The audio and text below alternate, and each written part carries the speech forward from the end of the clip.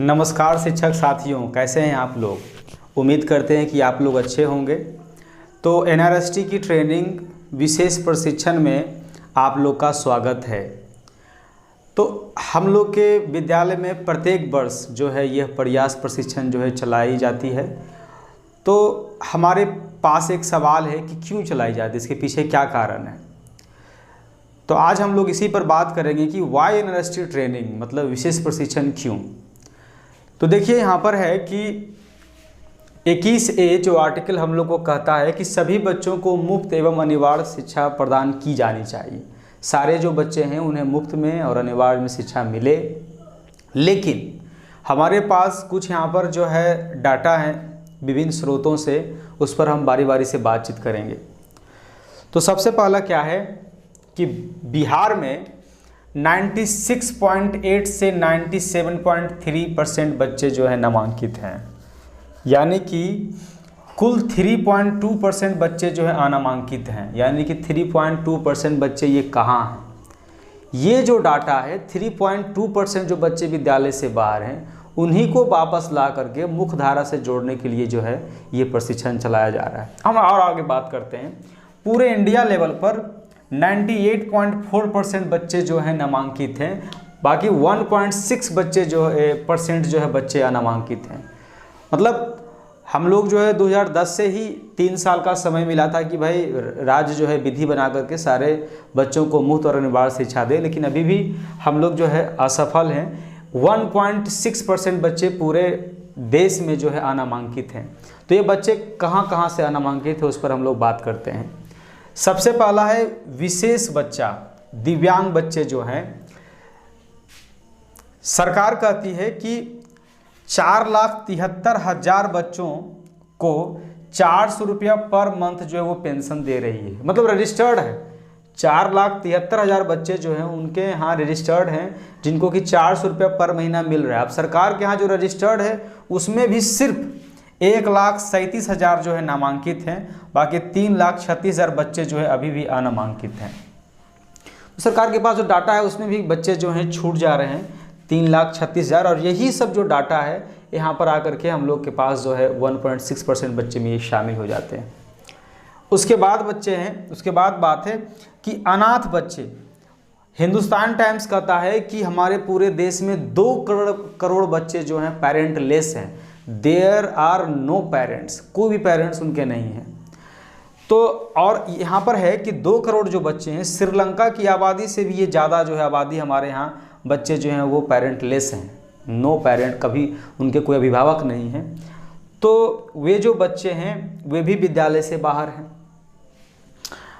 Red light area, हमारे देश में हम जानते हैं कुछ एरिया जो है सेंसिटिव है, रेड लाइट एरिया है, उसमें से सिर्फ 1% बच्चे नामांकित है, यानी कि 99% बच्चे जो हैं वो अनामांकित हैं। और ये जो 1% जो नामांकित हैं उसमें 92% जो है ड्रॉप आउट हो जाते हैं। 1% तो पहले नामांकित हुआ, उसमें भी 92% जो है ड्रॉप आउट हो जाते हैं।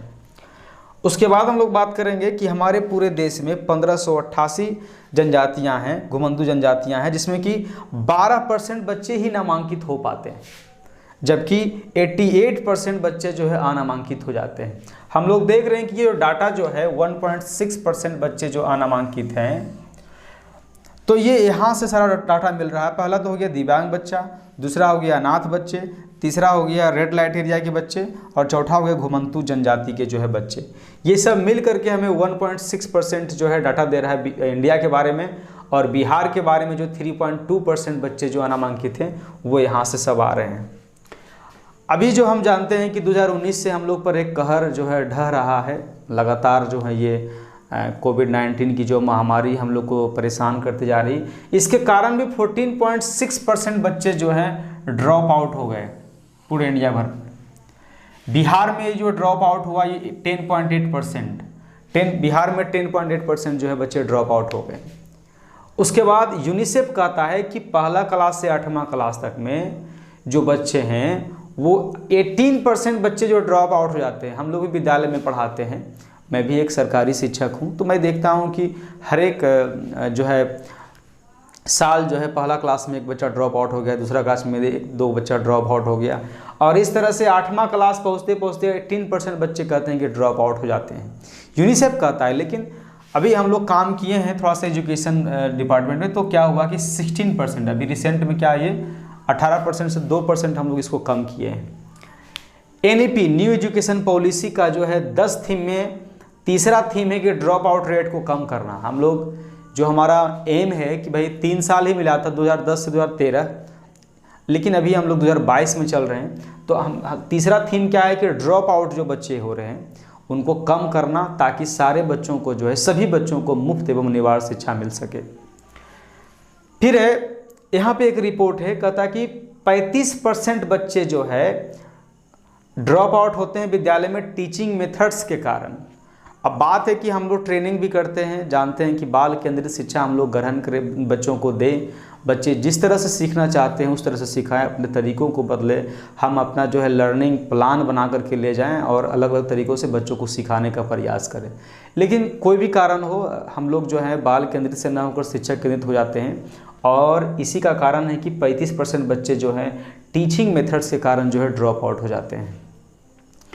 आगे है कि जो ये 98.4% जो बच्चे जो नामांकित हैं, यहाँ पर जो 98.4% जो नामांकित बच्चे हैं पूरे इंडिया लेवल पर, उसमें 55% बच्चे जो हैं 12th एग्जाम में अपीयर हो पाते हैं, यानी कि 45% ड्रॉप आउट हो जाते हैं।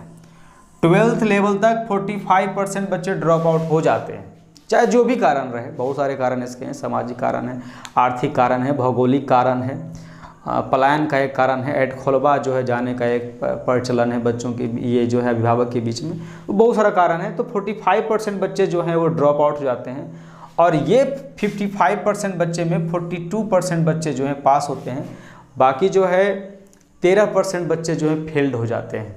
तो हमारे पास सिर्फ 42% बच्चे जो हैं 12th के बाद जाएंगे, और उसके बाद जो है डाटा तो जो है 12 उसके बाद ग्रेजुएशन की डाटा तो और भी बहुत कम है। तो हम लोग जो है विशेष प्रशिक्षण में और भी बहुत सारे मुद्दों पर बात करेंगे।